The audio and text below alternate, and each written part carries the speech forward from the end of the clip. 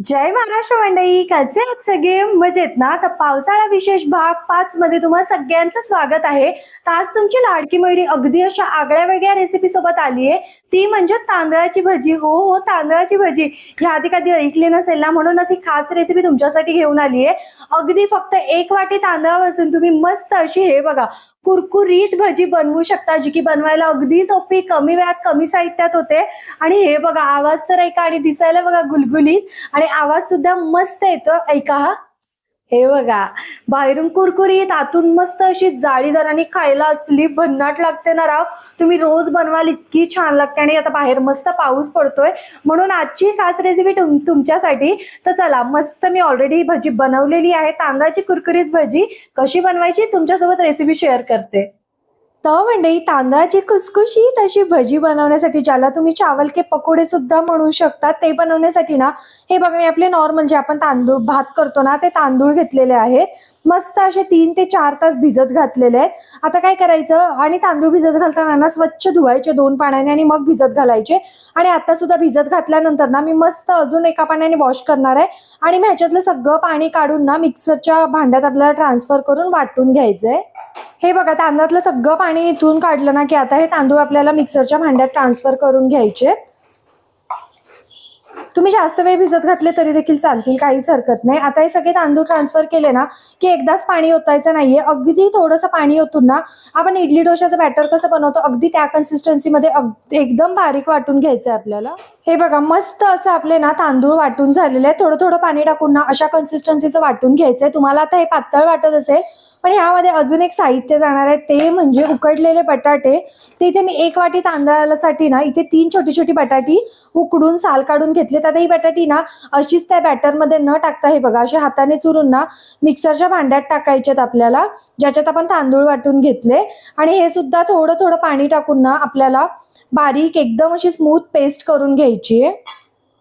तर हे बघा, मस्त असा बटाटा ना थोडं थोडं पाणी टाकून वाटून घ्यायचं आहे आपल्याला. आता ही पेस्ट सुद्धा ना छान अशी ह्याच्यामध्ये आपल्याला ट्रान्सफर करून घ्यायची आहे. म्हणून मी आधी तांदळाचं बॅटर पातळ ठेवलेलं, बिकॉज आपण जेव्हा ही बटाट्याची प्युरी म्हणजे बटाटा वाटलेला टाकतो ना, तेव्हा ते पीठ मस्त असं घट्ट होतं. हे सगळं टाकून घ्यायचं आहे आपल्याला.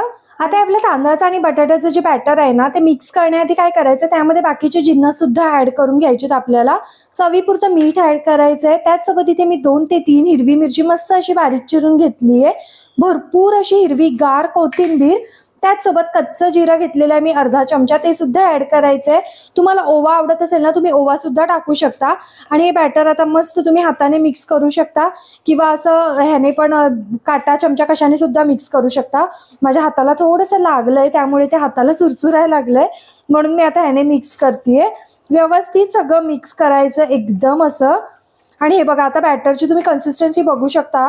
आणि मेन म्हणजे ना, ह्या भजीला नाही सोडा लागत, नाही इनो लागत, ना कडकडीत तेलाचं मोहन लागत, तरी सुद्धा ना इतकी टम्म फुगते ना ही भजी, काय सांगू तुम्हाला.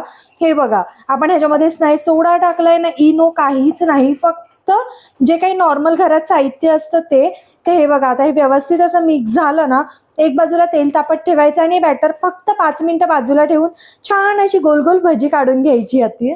तर आपलं बॅटर सुद्धा मस्त सेट झालेलं आहे आणि तेल सुद्धा छान तापलेलं आहे. आता काय करायचं, ह्याचे ना छोटे छोटे अशा भजी सोडून घ्यायच्या.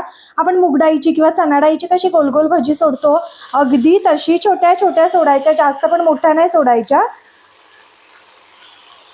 हे बघा, आणि ही भजी ना अगदी 10 मिनिटात तयार होते. फक्त तांदूळ 3-4 तासापूर्वी भिजत घालायला विसरू नका. आणि भजी टम्म फुगते सुद्धा. हे बघा, तेल छान तापू द्यायचं मात्र. आणि जेव्हा आपण ही भजी टाकतो ना, फ्लेम हायच ठेवायची, त्यानंतर मीडियम फ्लेमवर थोडंसं तळून घ्यायचं आहे आपल्याला. आणि एकाच बॅचमध्ये भरपूर अशा भजी बसतात, फक्त तेल जास्त ठेवायचं तळायला. आता आपण ह्याला ना छान असं एक बाजूने गोल्डन ब्राऊन कलर येऊ देऊया, मग ट्विस्ट करू. आई शपथ मंडई, असली भारी भजी झाली आहे ना. हे बघा, आपण जास्त सोडल्यामुळे एकमेकांना चिटकली आहे, सो तुम्ही थोडं थोडं सोडा. मला आता गडबड असल्यामुळे मी एकदाच सोडल्या जास्त, तर त्या एकमेकांना चिटकल्या जातात. पण हे बघा, बाहेरची लेअर बघू शकता, असली कुरकुरीत झाली आहे ना राव. आपण ह्याच्यामध्ये इनो, सोडा काहीच वापरलं नाहीये, फक्त जे नॉर्मल साहित्य आहे ते आणि भजी बघा ना राव, असली भारी झाली आहे. हे बघा एकदम असे गुलगुले झालेत मस्त. जी चिकटली आहे तिचा शेप थोडासा गेलाय, पण बाकीच्या बघा ना राव, आई ग कधी खाईन असं झालंय. ती भजी आपली मस्त तळली गेलेली आहे. जर तुम्हाला जास्त खाई असेल ना तर हाय फ्लेमवरच तुम्ही अलट पलट करत तळू शकता. आणि जर तुमच्याकडे मस्त निवांत वेळ असेल तर आधीचे 2 मिनिटं हाय फ्लेम, त्यानंतर मीडियम फ्लेमवर तळून घ्या. तर आता आपण ही मस्त तांदळाची भजी काढून घेऊया. हे बघा कलर तर बघा ना इतका सुरेख आलाय ना. आवाज ऐका आता. आहा, चला चला ही सगळी काढून घेऊया आणि बाकीची सुद्धा तळूया.